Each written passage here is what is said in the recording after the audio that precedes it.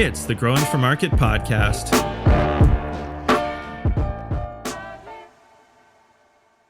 Like, we have too much to do as small farmers, right? And it's just, how can we simplify things? And so the more places we can make GrownBy relevant and useful, like, we want to push into all those spaces. So that's at market, like, we're already online, but at market, in wholesale, there's, once you have that inventory, you're representing what you're selling, what you have available in the app. We want to help you sell that, right, as quickly as possible. So opening up as many places and marketplaces essentially for the farm as possible. That's really what we're looking to do without having these, siloed, sales channels. Hello, and welcome to the Growing for Market podcast, where we talk about growing, marketing, and the business of growing vegetables and flowers for local markets like farmers markets, CSAs, farm stands, and local wholesaling. I'm Andrew Mefford, your host and the editor of Growing for Market magazine for 34 years, the magazine for flower and vegetable market farmers. If you're enjoying the podcast, just wait till you see the magazine. Go to growingformarket.com for more. Also, if you could give us a follow and a rating, it really helps other like-minded people find the podcast. And now, let's take a minute to hear from our sponsors. It's with their generous support that we can bring you the podcast for free. I don't know about you, but I got into farming to grow food, not to spend my time creating pack lists, writing newsletters, responding to emails, or maintaining web stores. If I could spend less time on my phone and computer and more time farming, that would be a win. Enter Farmhand. Farmhand is the only all-in-one virtual assistant built by and for CSA farmers. It takes care of the admin, managing orders, customer communications, and automating tedious tasks so you can get back to doing what you love. On average, Farmhand saves CSA farmers 6 hours a week. That's 6 hours you could spend with your family, out in the field, or simply taking a breather. So, what would you do with an extra 6 hours? Now's the time to get your systems ready for next season. Learn how Farmhand can help at farmhand.partners/GFM. That's farmhand.partners/GFM. I am so excited to welcome Bootstrap Farmer as a sponsor of the podcast. I've known them for a dozen years, and if anyone tells you nothing is made in the USA anymore, well, they're headquartered and warehoused in Paris, Texas. They make their own all-metal, all-inclusive greenhouse frames of steel made in the USA and fabricated in Texas. And their heavy-duty, reusable propagation and microgreens trays are Midwest-made. With a complete range of supplies, they have just about everything for propagation and growing, including heat mats, ground cover, frost blankets, silage tarps, irrigation, and trellising. Want to color code your seed starting flats? They've got heavy-duty trays that will last for years in a full range of colors, great for keeping farm seedlings separate from retail or just for fun. And they have an experienced team of growers to support everything they sell. If you've heard of the NRCS High Tunnel Initiative providing grants for hoop houses, but have been put off by the paperwork, Bootstrap Farmer has a guide that will walk you through the application process so you can get your hoop house funded this winter. For all that and more, check out Bootstrap Farmer at bootstrapfarmer.com. If you're looking for something new in vegetables, those novel, high-quality varieties that appeal to today's fresh market shoppers, then it's time to explore Pan American Seed vegetables. Pan American Seed offers vegetable varieties that are specially selected for earlier and longer harvests with loads of flavorful produce to sell, better disease resistance, and plant habits that fit smaller, more versatile growing spaces. To help make your choices for vegetable programs easier, Pan American Seed has grouped its full catalog assortment into 4 categories using easy-to-identify symbols. There's basket bites for trailing vegetables, patio picks for large containers, ground breakers with in-the-ground plant performance, and finally, kitchen minis, which are compact tabletop herbs and veggies for small space growing. Download the latest Pan American Seed vegetables brochure at panamseed.com/vegetables and reach out to your preferred seed supplier to place your order today. Today, we have the pleasure of welcoming Lindsey Lusher Shute to the Growing for Market podcast. Lindsey has done so much with and for the kind of farmers that are in our audience over the years. I figured it was only a matter of time before we'd have her on the podcast. Lindsey co-founded the National Young Farmers Coalition and led the organization as executive director for a decade, which saw the organization grow from a few volunteers into a nationwide network with 40 chapters in 28 states. She is also the founder and CEO of the Farm Generations Cooperative and co-owner of Hardy Roots Community Farm in Claremont, New York. So without further ado, welcome to the Growing for Market podcast, Lindsey. Thanks, Andrew. Thanks for having me. Yeah, this is fun. I've been interested and engaged somewhat with so many other projects that you've worked on over the years. Like I mentioned, we were chatting. Growing for Market actually does a discount for National Young Farmers Coalition members, which I inherited from Lynn. Yes. Yeah, because of course that's a great organization and obviously a demographic that we want to encourage and support. So that's something we've done since before I took over the magazine, and we still do it because it's such a great organization.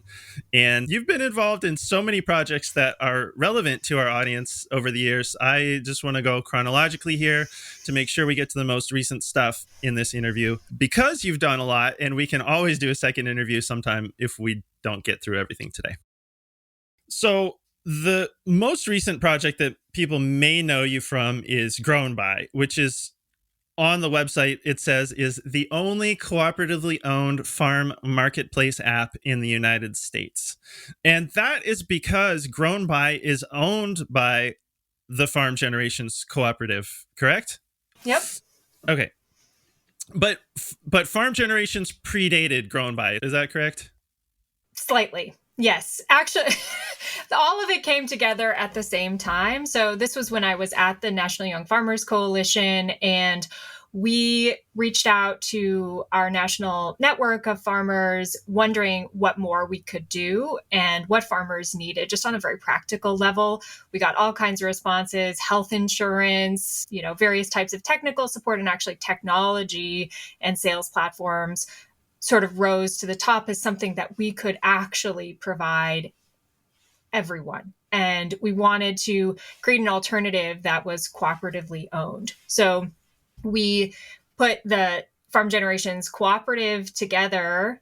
It was incorporated in 2018. And then the first version of GrownBy came out just the following year. And then the version of GrownBy that you see today was released in 2021. So we've been at it for a while. We actually almost called the cooperative GrownBy. We were going to make it one and the same, but one of our partners at the time sort of said, well, you know what, you might want to separate the app from the cooperative. And so that's what we did. So it's the Farm Generations Cooperative, and our first project, and what may be our only project, is GrownBy. But we just have that little separation. So like Organic Valley is owned by the Crop Cooperative, sort of like separate entities. So it's the same thing, but we are the same company. We are a farmer-owned app, and the members of Farm Generations Cooperative fully own GrownBy, the intellectual property, etc. Okay. All right. That's one thing I was having trouble getting a handle on, was the timeline. And so, I mean, that sounds like really good timing. So I think that's very perceptive that like tech help is the kind of thing that farmers need a hand with, because there are definitely a few farmers that I've known that have been real, technical in making their own websites and stuff, but the minority, like I could see how setting up making an app work so farmers can use it without really thinking about it too much while sticking to their farm work, it would be a huge advantage for a lot of people. And so I'm thinking, with the pandemic happening 2019, 2020, I mean, that must have been amazing timing as far as getting those projects going. Yes, absolutely. When we started into it pre-pandemic, into this work, our main motivation was wanting a farmer-owned alternative because of some of the experiences that we were hearing about around the country, and experiences that I had at my farm, Hardy Roots, with using some of these other platforms that doubled prices overnight, actually became competitors with us as aggregators. So we got into this work because we understood that every farm, truly every direct-to-consumer farm, really needed to have an online presence and an online store. And there were so many possibilities in terms of inventory management and like all of the things that you need to operate a modern business. We needed all of that, but we wanted that to be owned and managed by farmers, right? It's like traditional risk reduction to have it owned by a cooperative entity where farmers are the majority on the board of directors and have input on the pricing structure and are just really totally invested in the now and the future of the company. But yes, so then COVID came around, and suddenly I think farms that were sort of content just going to the farmer's market, right, and not dealing with an online presence or anything beyond an Instagram, suddenly realized, oh my gosh, we have to be able to sell online. So yes, it was very good timing for us, and we had a lot of growth during that period. Mm-hmm. So one thing I just want to make sure I'm understanding is the relationship between GrownBy and the Farm Generations Cooperative. Is the idea that the Farm Generations Cooperative is like a base and it could go off and start other projects if other projects?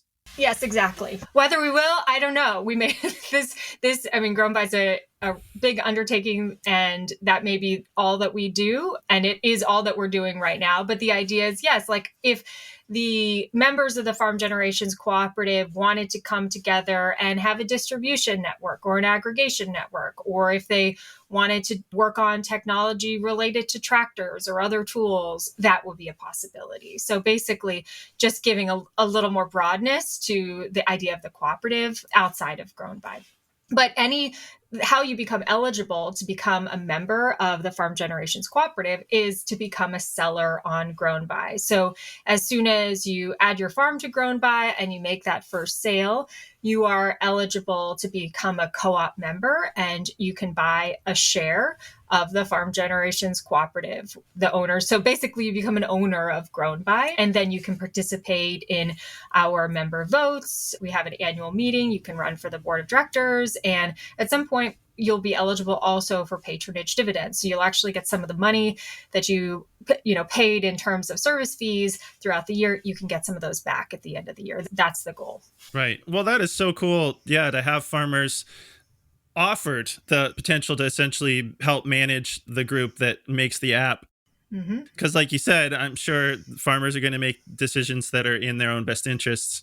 You're probably not going to, jack prices up overnight.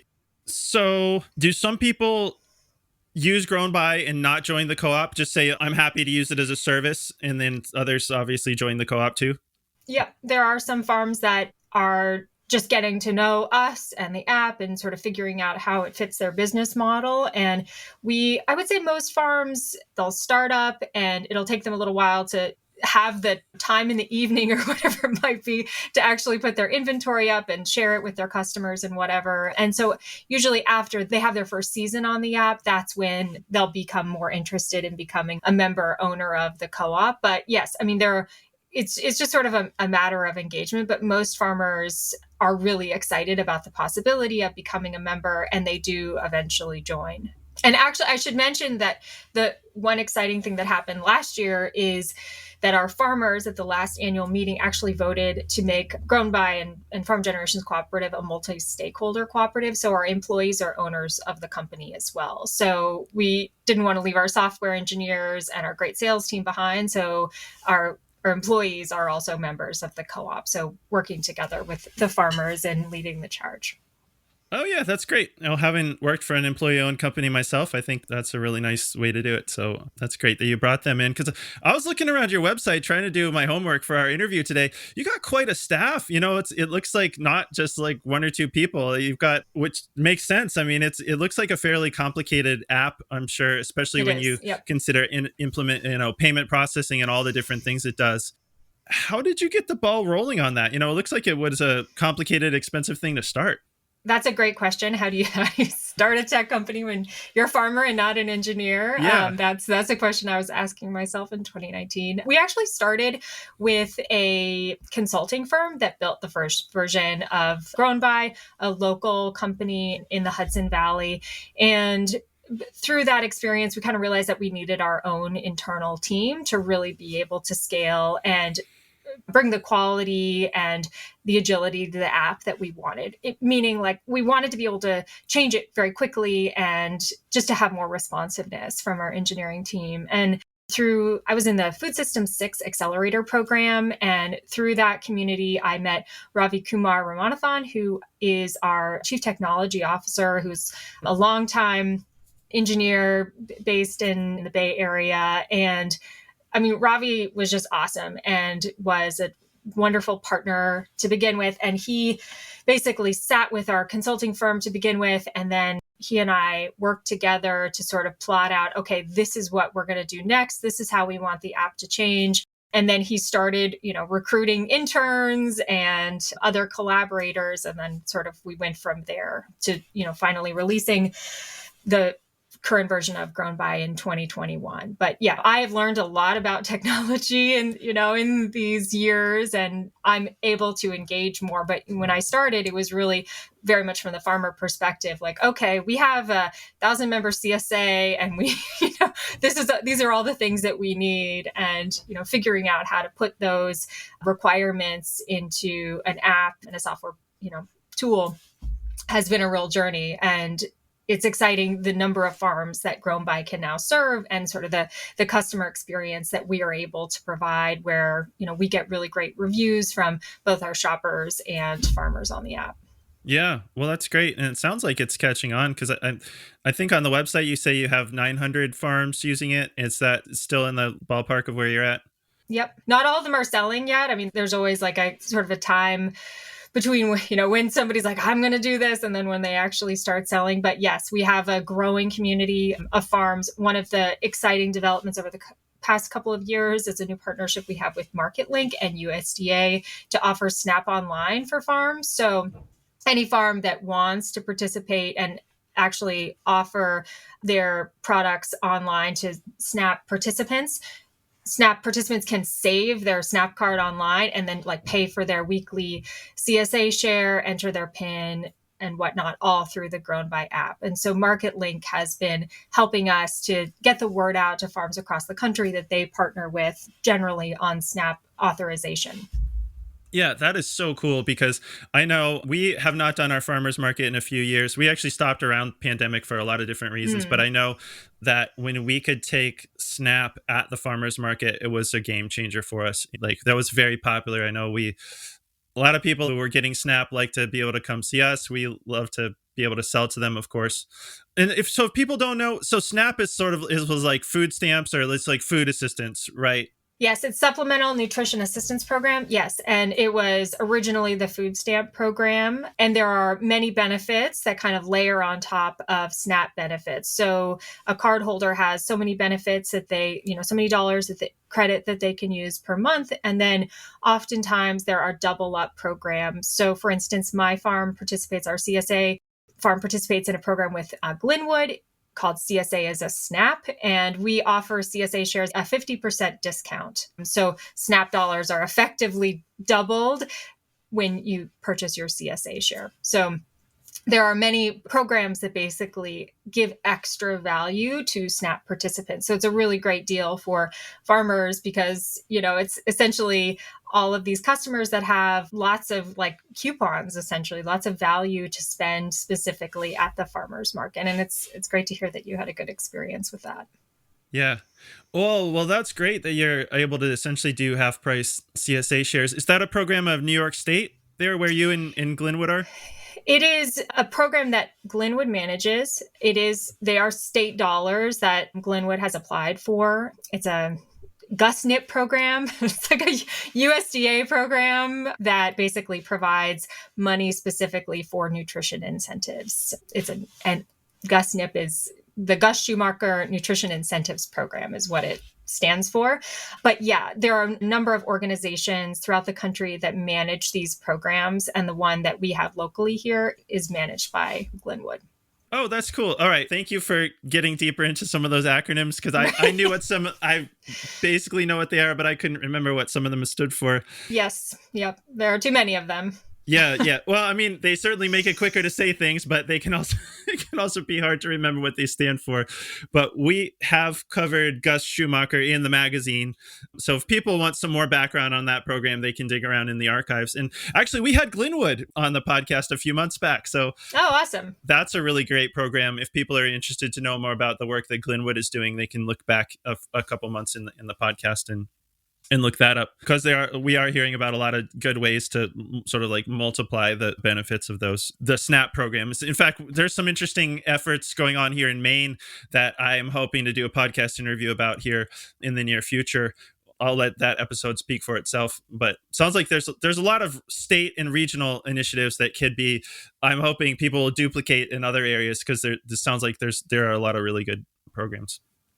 Yes, that's right. And it's pretty awesome actually to see the amount of effort that local farms put into applying for those programs and complying with the rules of those programs. Like, getting food out to an entire community is just one of the values of, I would say, our movement at large, and certainly GrownBy farmers. That's why we wanted to take the time to put this SNAP Online program together, because it doesn't feel right if you can't accept SNAP benefits on your farm. At least to us as CSA growers, as vegetable growers, we want to make sure that our food is accessible to everyone. And it's really nice to see how many farmers really share that feeling and who are, joining GrownBy because of that. Yeah, absolutely. I mean, obviously it's nice for farmers to be able to sell to them, and it's also important for people who are on food assistance to have access to good, fresh, local food. So yes, absolutely. Mm-hmm.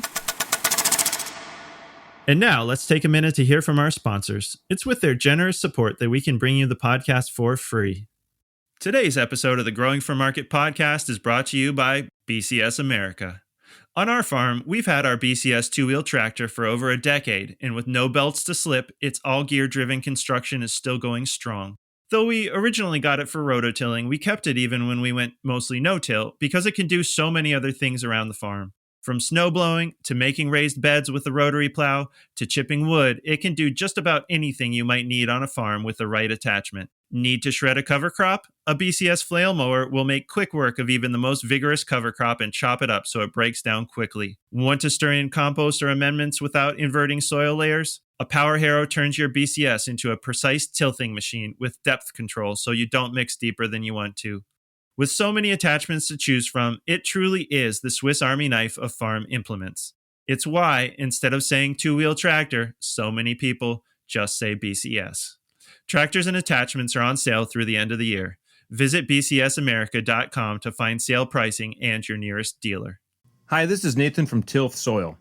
We are a worker-owned co-op in Cleveland, Ohio, making living soils approved for certified organic growing. Our mixes are based on NOP-compliant compost we make from the 4,000 tons of food scraps we keep out of landfills every year. Instead of throwing food in the trash, we respect farmers and the land by putting those scraps back into production as compost. Just like quality vegetable farming, it takes hard work and dedication, but the results speak for themselves. Get excellent germination, strong transplants, and help us feed people, not landfills. Try a free bag and check out our pre-sale for the 25 season at tilthsoil.com. Okay, I'm done. Play the jingle. I'm in my garden, the sun is shining, my plants are thriving in Tilth Soil. And now, back to the show. Is GrownBy available only in the US, or is it North America, or what's the geographic area? Yeah, so it is available in the United States right now, and we are looking to add Canada by the end of the year. Oh, cool. So as you may have heard, Harvey, unfortunately, is sunsetting their services this year, right? And we were really grateful to Simon Huntley, who officially recommended GrownBy to all of the Harvey farmers, many of whom are in Canada. And so this is kind of like forcing us to actually figure that out. So it's not too much work for us to actually accomplish that. We've previously just focused on the United States, but we are actually going to be offering our services in Canada within the year. Okay, that's great. Well, all right, Canada, keep an eye out. Because we do have a lot of listeners and subscribers in Canada. So I wanted to make sure. Yes, absolutely. We've gotten a lot of requests, but before the whole Harvey sort of situation, to offer GrownBy in Canada, but we just hadn't taken the additional steps to do so. But anyways, we're in the process now, so we're excited to open up GrownBy marketplace more broadly. All right, hang on, Canada. 2025 is coming. You heard it here first. Yeah. Yes. Exactly. Okay, good. Something for them to look forward to, because that's also when, that makes sense, because Harvey's sunsetting at the end of 2024. So that's right. That would be the idea, right? We have a clock. Okay. Yeah. All right. Well, in one of your videos about GrownBy, you call it a farmer's market that you carry around in your pocket. So how does GrownBy work? Great question. We are a two-sided marketplace. We are like an Airbnb or an Etsy, just to, sort of give a sense of what it is, meaning that a given customer downloads the app, they find your farm and they check out, right? And they save their account information, they can save payment methods, they get updates on, when to pick up or when a delivery will be expected or shipment, all through the GrownBy app. And the app offers basically storefronts for any farm that participates. And farms are offering, products that they can pick up at the farmer's market, products that they can pick up at the farm, CSA subscriptions all year round. There's lots of options in the GrownBy app. On the farmer side, so if you want to sell on GrownBy, essentially you add your farm and then you add inventory, you add your logistics information, and you just share your shop. And on the back end, it's, a very extensive set of features that we have developed over these years to, manage inventory, to incorporate sales reports, invoices, customer management, messaging customers. It just goes various team members. It goes on, but it is much more than you would have with like a Square site or something like that. It's really very farm specific, tailored to the needs and of small farms and how we sell. But that, GrownBy is basically where the farmer and the consumer meet in the middle, where you have that storefront. And it is like a farmer's market, right? You're on the app and you can scroll around and, search for a specific product or a farm that you want to sell from. Or maybe if you're new to an area, I think the goal is, right, you're new to an area, you already have GrownBy downloaded and you can just see what farms are nearby and what they're selling and sort of explore from that perspective. One of the coolest moments for me, well, I guess a couple of those. One would be in New York City. Our farm Hardy Roots delivers to New York City, and we've had now multiple customers who have found us through the GrownBy app. So they go to the app store looking for local food, they download GrownBy, and then they see, oh, wow, that CSA is delivering 2 blocks from my house. And so they sign up that way. We've also had, this sort of gets into the cooperative aspect of the app. Our CSA members who have had to move or end their CSA subscription for whatever reason, and then they've been able to find another farm through the GrownBy app, and they have the same account, but they can just purchase their share from the following season from another farm. So that's the idea of it. It just makes finding and purchasing local food easier for everyone. Okay, yeah, which is so important, especially now.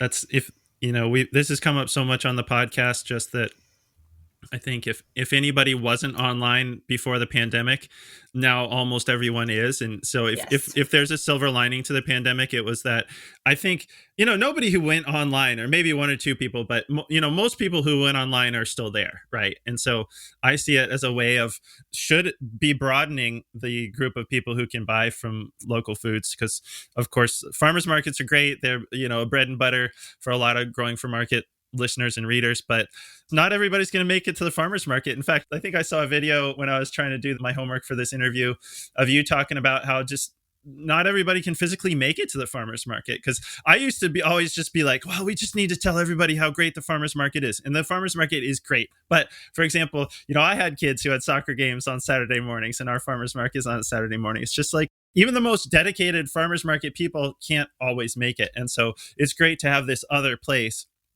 where people can buy. And so basically it's a farmer hanging out this shingle saying, I have whatever they have, so people can find it there.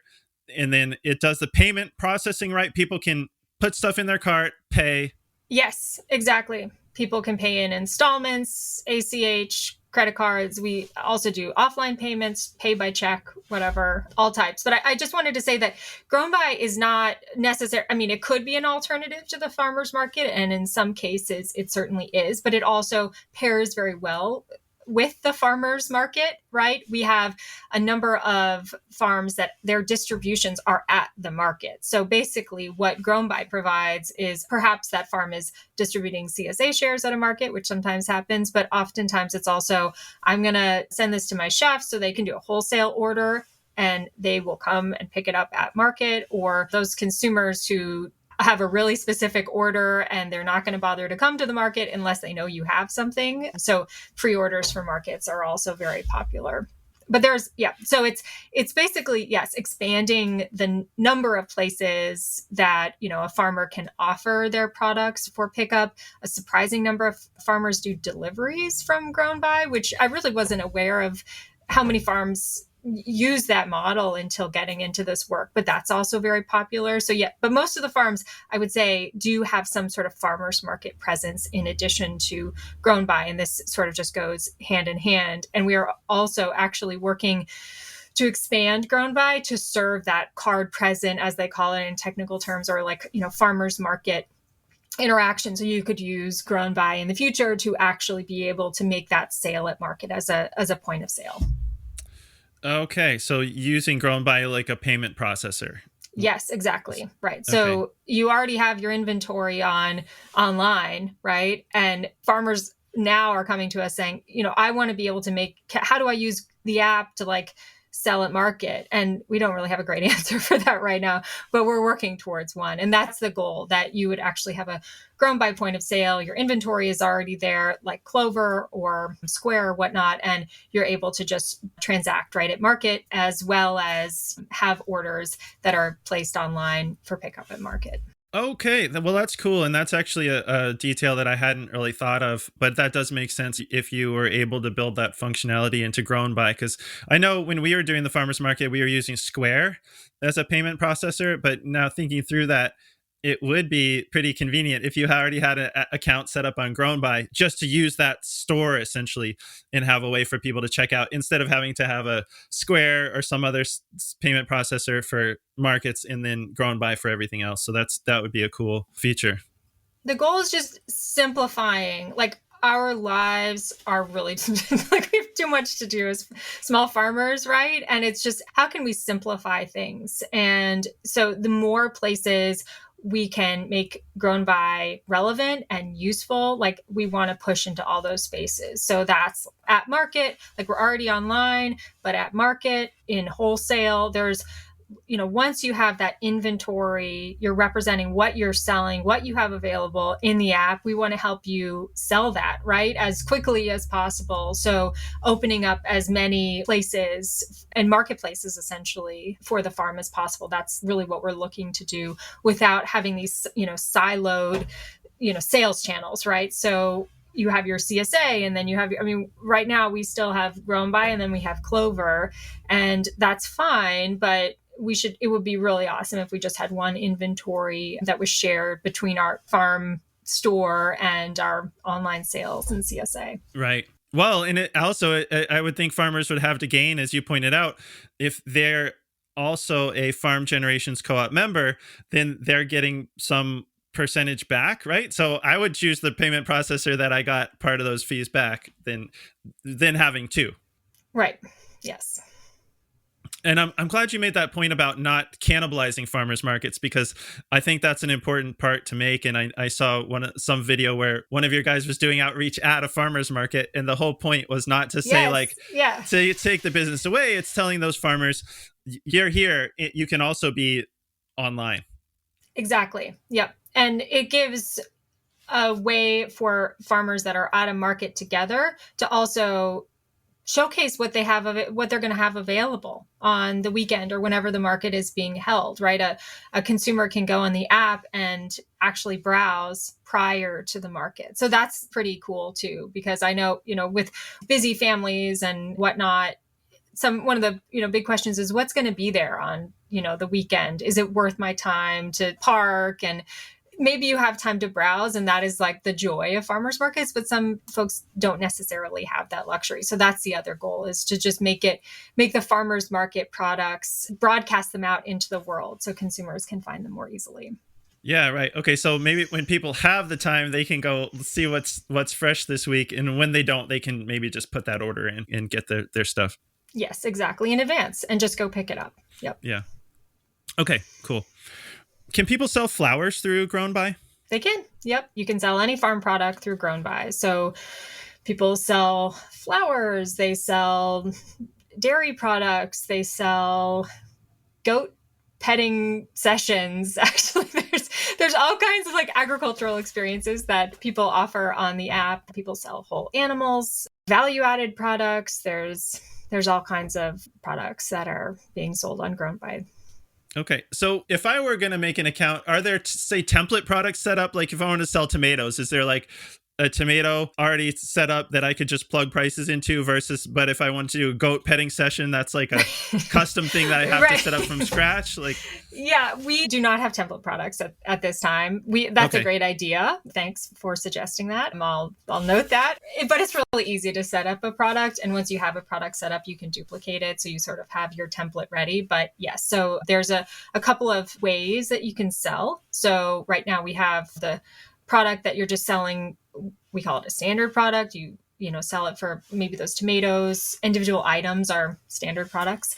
And those are pretty quick to set up. And then you can have CSA subscriptions. So that's a little bit more complex where you're saying, I want to sell for so many months during the year, and I want this upfront payment, and I want installments and all of that good stuff. That's sort of another way of selling. And then actually what we're working on right now is sort of expanding on our CSA model to have customized CSAs, actually that are going to incorporate some AI, which is pretty rad. So it's sort of putting those two things together. So you're going to have a CSA subscription, but GrownBy will put together suggested boxes for your customers based on those other products that are in the system, like the tomatoes, the carrots, lettuce, whatever you might have available for that week. And then the customer can basically say this is what they actually want in their box based, they can take the suggestion or they can edit it based on your inventory. Okay, so the AI is going to predict whether they want turnips or kale in any given week, and then the customer can plug in and the customer can agree or not agree. Yeah. Okay. The customer can edit their box essentially, and then GrownBy learns from that and will present them in the following week, hopefully a box that is closer to their preferences. So if there's I don't eat nightshades or whatever it might be, they can actually say that and have that saved on their profile. And then GrownBy will produce CSA boxes for them that will have items that they prefer. Yeah.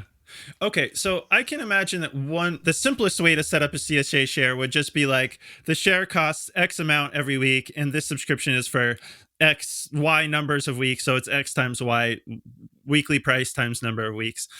Does GrownBy have the functionality to also have the list of things going in the box? I imagine, like a week or two before the box is actually delivered, when people have made sure there aren't any crop failures or anything. And do customers have the ability to pick and choose? Is that what I'm understanding from what you're saying? Yes, that's what we're building right now. Yes, exactly. Okay. Yeah. So we have a version of that we are essentially piloting with some Harvey farmers, and they're using it right now for their fall CSAs. And the next version of that will actually incorporate AI to achieve the same results, but just a little bit in a little more sophisticated manner, I guess we'll just say. But yes, so the customers will be able to customize and know exactly what will go in their CSA box. So that will be sort of the more like advanced customizable CSA. Yeah. Our farm we have a traditional CSA. We don't give customers the choice up front. We're going to pack what we have, and you're going to get 8 to 10 items a week. And, we have a swap box and all that good stuff, but we'll offer both. So a customizable CSA as well as the, traditional farmer's choice. Mm-hmm.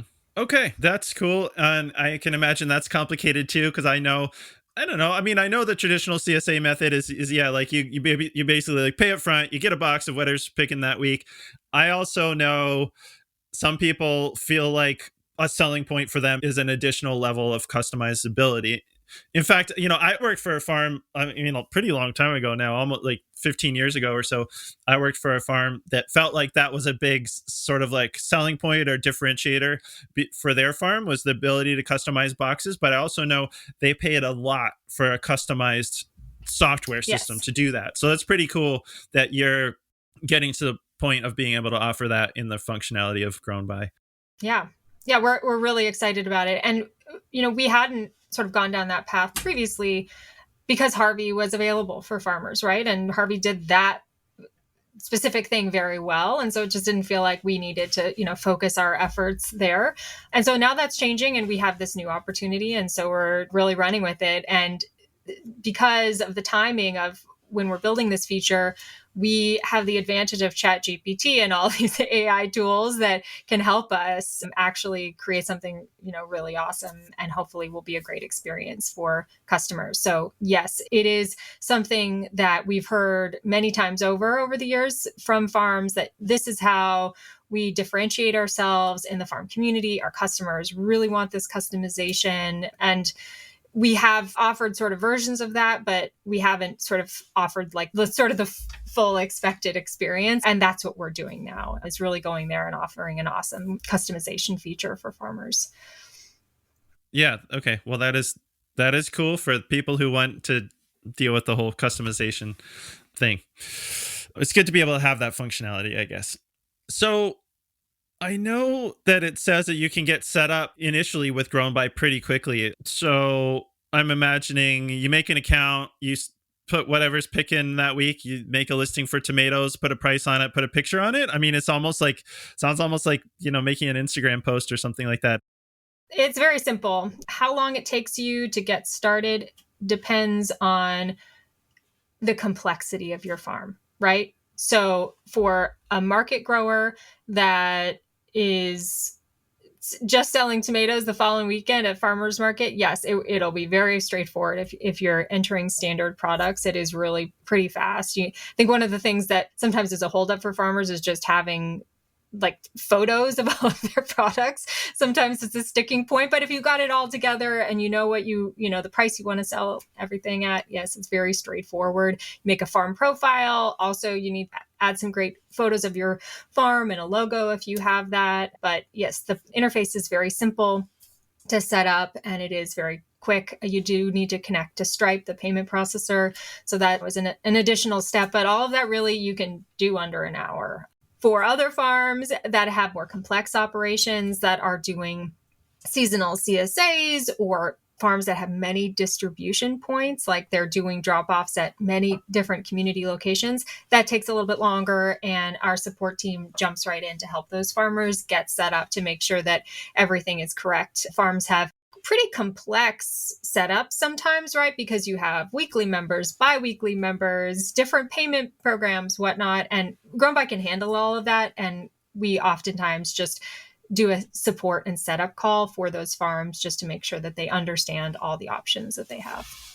Okay, good. I'm glad that you touched on the CSA farms, because that's kind of where I was going. Like, I figure it's more complicated if you have all the different CSA options versus just almost like you said, a farmer's market in your pocket. That's probably yes. So if people are fairly technically savvy and have a more simple setup, sounds like they can just go in and start using the software themselves. But you do have support for those more complicated CSA offerings and things like that, or maybe for people who just need a little help getting set up. We have an awesome support team. They are all farmers themselves, and so have like decades of farm experience that they're bringing to the table. And yes, we do free setup calls. So we just get on the phone with the farm and walk through like, okay, what are you trying to do? Where are you trying to sell? And just work through it. And sometimes for the more complex farms, that can mean a few calls until basically our team will be with you until your store is ready to open. And along the way, if you experience, any issues or whatnot, our team's just awesome. Like, they feel it. Like, they're personally upset when something doesn't go right because they've been there themselves. And so they're very responsive. But yes, like, it is intended to be a very much self-serve system, which is why it's more cost effective. But there are definitely situations where the GrownBy team engages and helps farms along the way. Okay. Well, that's good to know. People can get that support if they need it. What are the fees like, or what does it cost to sell through GrownBy? So GrownBy, it's a 2% fee on sales, on credit card sales, on online sales. And we offer on checkout, it depends on if the farm enables this or not, but you can basically request that customers, it's called Farmer Love, and customers can cover the fees for the farm. And that is checked by default in our system. And actually, farmers can also accept tips if they want. So about 60% at this point, about 60% of GrownBy fees are entirely covered by customers. And so that's the 2% as well as any associated credit card or ACH fees. So for many of the farms on GrownBy right now, like they're essentially using it for free, which is awesome. Like that is amazing. We want farms to become more profitable. That's why we're here. But yeah, it is a 2% fee on sales. And then there's the option for customers to pitch in, which many of them do, which is terrific. Yeah. Well, that's amazing, because I mean, most people who are paying credit card fees, I think we pay more like 3% and up, maybe a little bit. So to have the start at 2% is... Well, it's 2% on top of the credit card fee. So It's whatever Stripe charges for the credit card fee or ACH. ACH is much less expensive, and it's been really nice to see how many customers do select that, because I think they recognize, oh, that's expensive, and I'll make a kinder choice maybe, right, and use ACH. ACH is also better just because credit cards expire or whatever. It's ACH is where it's at. But anyways, yes. So it's 2% on top of those credit card fees. Okay. So that's the co-op fee. And so customers can choose to pay both. They can pay the service fee, which is that 2% plus the Stripe credit card or ACH fee. So depending on the customers, if a farm has a bunch of different customers, some customers will say okay and cover all those fees, and then other customers don't want to do that, and the farmer's getting 2 to 5% or something like that. 2% yes. Platform fee and something like 3%. And then whatever the credit card fee is. Yes, exactly. Okay, exactly. That's interesting. Yeah. And so order fulfillment is all between the customer and the farmer, right? You're basically advertising and giving a way for people to pay. That is correct. So there are logistics that we offer in the app. So you can set up your farm to have customers come and pick up, to deliver to those customers, or to ship to those customers.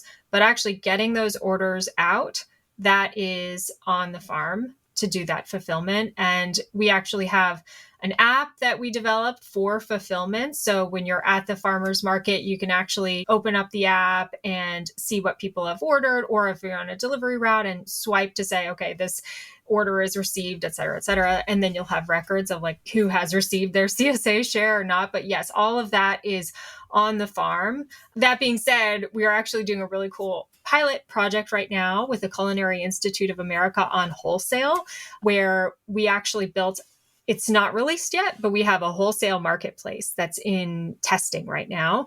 And for that wholesale marketplace, our farms are working together on fulfillment and distribution. So one farm is actually sort of the node, and other farms are bringing their products to that farm to put on their truck, and then they're bringing it to the Culinary Institute. So we may see more of that sort of like cooperative fulfillment essentially, but on the retail side of the app right now, all of that is really determined by the farm. Okay.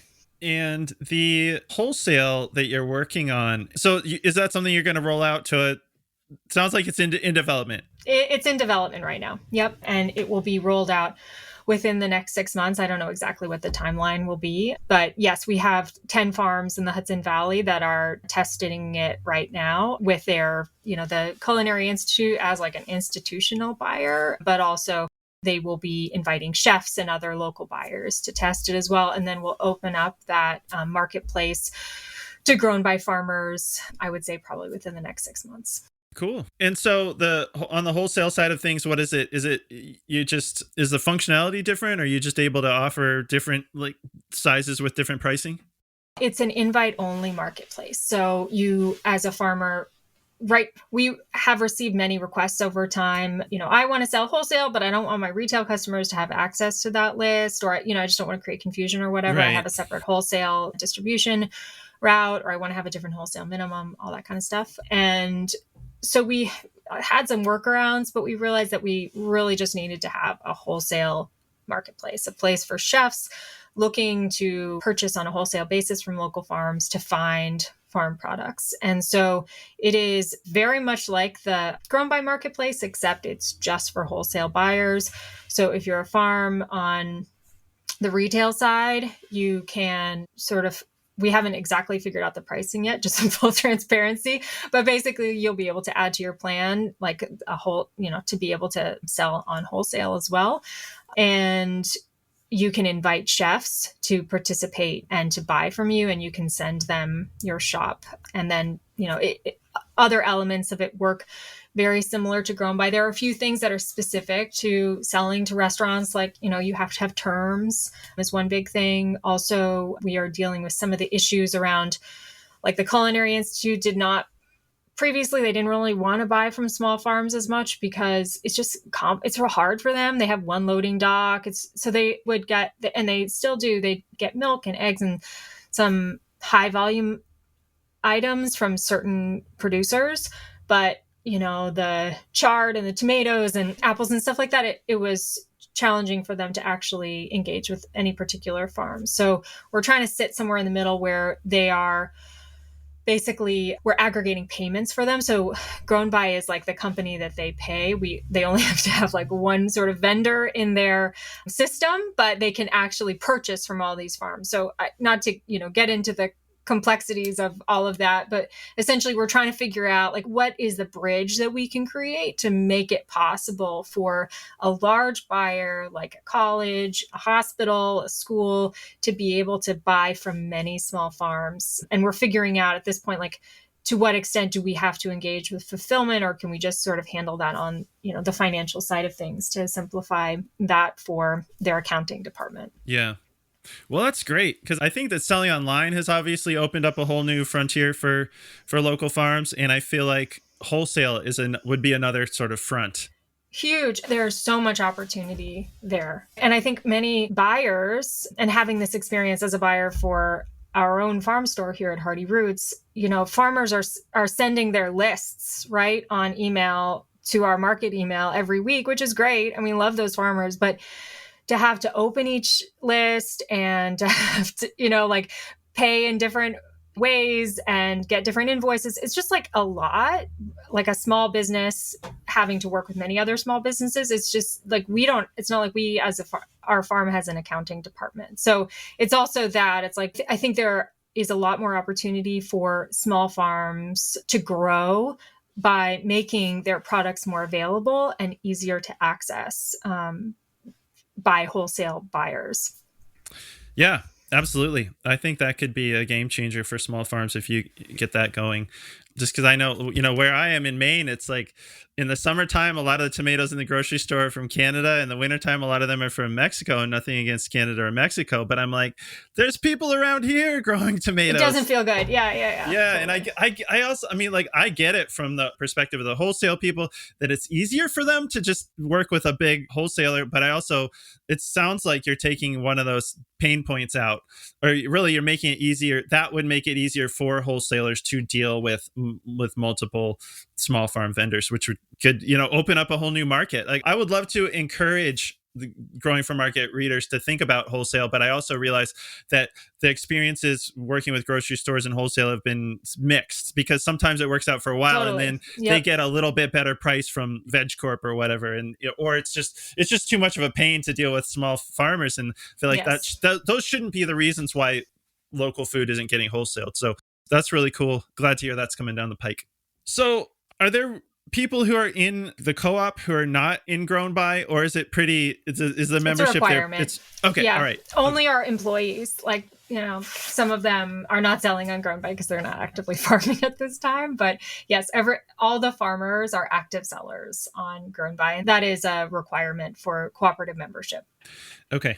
And you mentioned that your own farm, you sell through GrownBy, right? So you get to, that's really great. We've been the guinea pig from the very beginning, thank you to Hardy Roots customers for dealing with every iteration of the app. Yes, yeah, we've been part of GrownBy from the beginning, and it's been a really cool experience. So we sell CSA shares throughout the Hudson Valley and into New York City.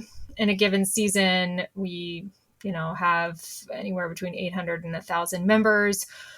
we also sell pork and lamb and, specialty shares, and we sell year round to those areas. And we use GrownBy for all of that. So our customers log onto the app, they subscribe for their share for the season, and then they can, put their share on hold. We have vacation weeks built in. They can switch locations, if they they want to pick up at the farm rather than the library or whatnot, they can also do that. But yes, we've been using GrownBy for many years, and it's worked great for us. Cool. And it's great that you're getting to see it. You're using it, Yes. Yeah. Yep. When there's a problem, I know it, and we address it very, very quickly. Yeah. Well, would you tell us a little bit about your farm now that we talked about it? Yes. So Hardy Roots is a CSA farm, organic vegetable farm in Claremont, New York. My husband, Ben, started Hardy Roots with another farmer in 2004.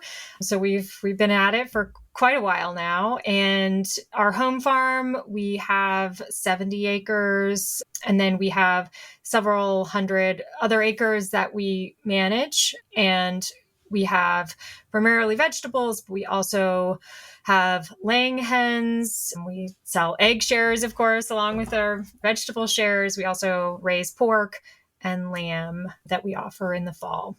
And we also, in addition to the CSA, we have a very active farm store here in Claremont. So at that farm store, we sell our own vegetables, but we also buy in regional products and bread and also vegetables from local farms as well to sell along with our own. Great. Yeah, that'll keep you busy. Yes, it does. So you talked about the CSA functionality and the wholesale functionality. Are there any other features or that you want to hope to roll out or challenges that you see as far as the direction for GrownBy? Because I realize that might be it, what you've already talked about. But I just wanted to give you an opportunity to talk about where you see GrownBy going, I guess.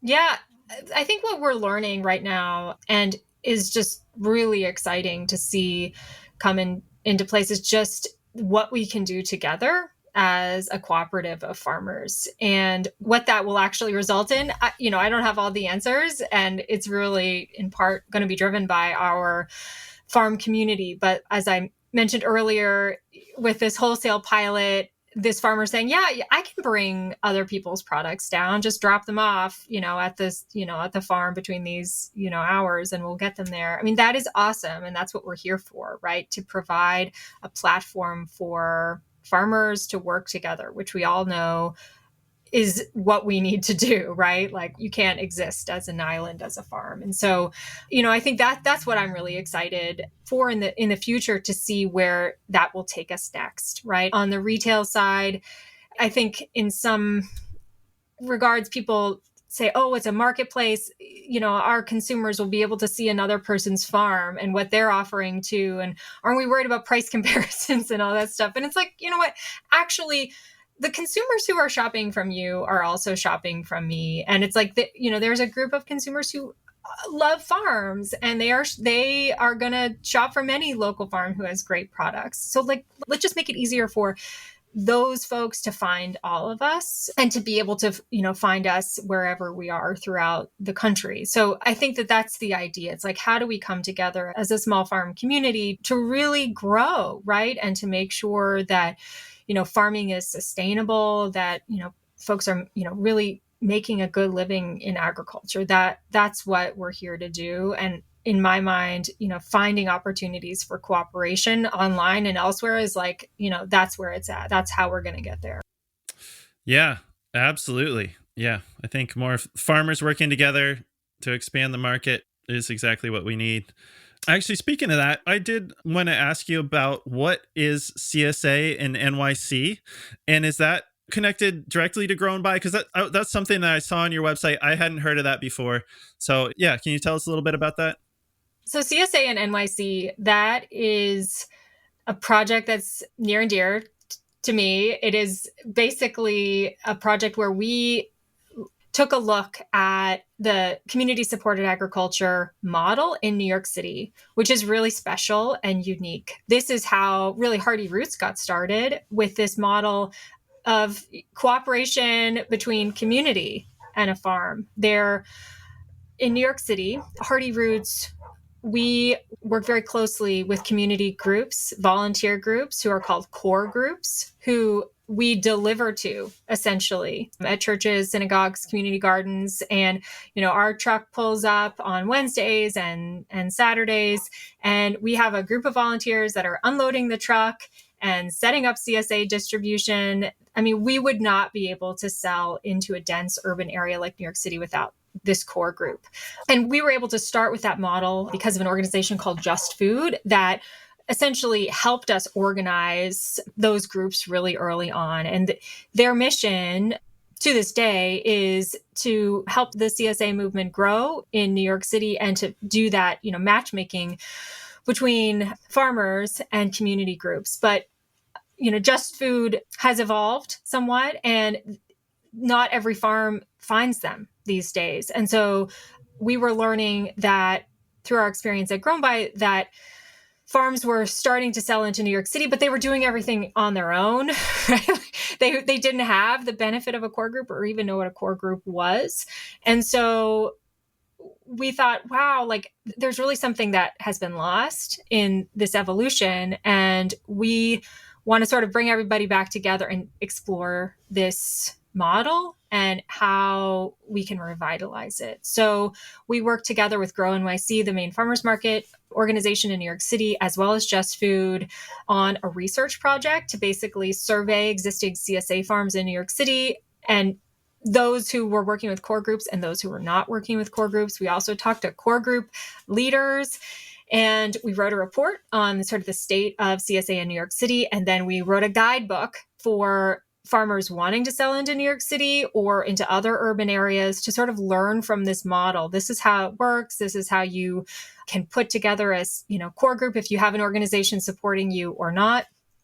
And this is sort of, the first steps to get going. And we're pairing that with actually a series of workshops on this theme that are still going on. I think there's a few more left this fall where we're sort of teaching this model as well. So it's basically, it started as sort of getting these groups back together, doing this research project, and then teaching this New York City CSA model to new farmers in the region and nationally. Yeah.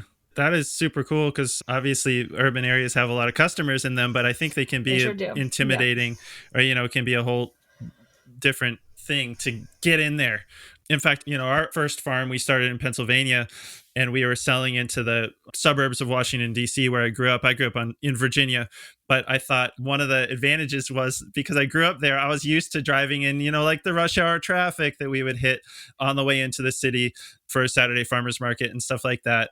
Whereas not everybody, I think, would really want to do that or have the time to do that. So that sounds great. I mean, it sounds like that's going to open up, make it possible for more people to sell more shares into a huge urban area like New York City. Yes. Yeah, I hope so. I mean, it's a great opportunity and model for farmers and community members. I mean, the reason that many of these core groups got started was not because the farmers said, I want to sell in New York City, but it was consumers coming together to say, we need fresh food in this neighborhood. So let's figure it out. And so then the next step would be to find a farm and also to find a distribution location. So it's really this sort of awesome partnership. And you're right. It's like driving into New York City or many urban areas is really challenging with a farm truck. We've experienced every problem you can possibly have on the Brooklyn Queens Expressway. But the fact that we have a group of people on the other side who are there to help, there to communicate with people when we have a flat tire or whatever it might be, it's just it makes all the difference. And I'm certain we would not sell into New York City if we did not have core groups to support us. It would just be too challenging. Yeah, well, I'm glad that's happening both for the people who live in New York City and for the farmers who can now sell to them. So that's great. Yep. All right. Well, I think you've done a really good job of telling us about GrownBy and about the co-op, but I wanted to make sure and ask you, if there's anything that I should have asked you about or anything else that you'd like to say before we let you go. Well, I guess the thing I'd like to say is just to invite farmers to join the Farm Generations Cooperative, right? We have an open door, and we would be honored to, represent your farm in the co-op and on GrownBy. So I think that's the main thing. It's just like an invitation to check us out and to become part of this community. We can do so much more together. So check it out. Yeah. There you go. Yeah, well, it sounds like you guys have already done a lot there, and it sounds like you guys have very ambitious and good plans for the future. So, well, thank you, Lindsey. I appreciate you taking the time to tell us about it. Sounds like an exciting opportunity. Yeah, of course. Thanks, Andrew. So if people want to know more, where do you want people to look the co-op and or GrownBy websites, social media? Where do you want people to find you? Yeah, so it's just grownby.com, GROWNBY.com. And from there, you can learn more about the cooperative as well as the farms that are currently selling on the app. Okay, great. Well, Lindsey, thank you so much for taking the time to tell us about all this. And I do appreciate it. And I think our listeners will enjoy hearing about it. Awesome. Thanks so much, Andrew. All right, thanks. Bye. Bye. Thank you for joining us for this episode of the Growing for Market podcast. If you've been enjoying the show, please consider giving us a follow and a rating or a review. It really helps others find the podcast. For more tips and tricks from farmer to farmer, check out our magazine at growingformarket.com. Whether you're a commercial grower or just want to grow like one, subscribe to Growing for Market magazine for the nitty-gritty of growing, marketing, and the business of market farming. We publish 10 issues per year with articles written by experienced farmers on topics ranging from tools and techniques to farm business operations and marketing. If you've been listening to the Growing for Market podcast and haven't yet checked out Growing for Market magazine, we've made a change so you can try the magazine for free. We've added a free month to the beginning of all first-time subscriptions. Try out the digital or paper magazine for a month, and if it's not for you, cancel within 28 days and you'll never even get billed. All subscriptions get you a year of the magazine, plus 150 downloadable back issues from the last 15 years and over 1,700 archived articles. With digital subscriptions starting at just $39 a year, head on over to growingformarket.com and subscribe today to benefit from over 3 decades of writing by farmers, for farmers, in Growing for Market magazine.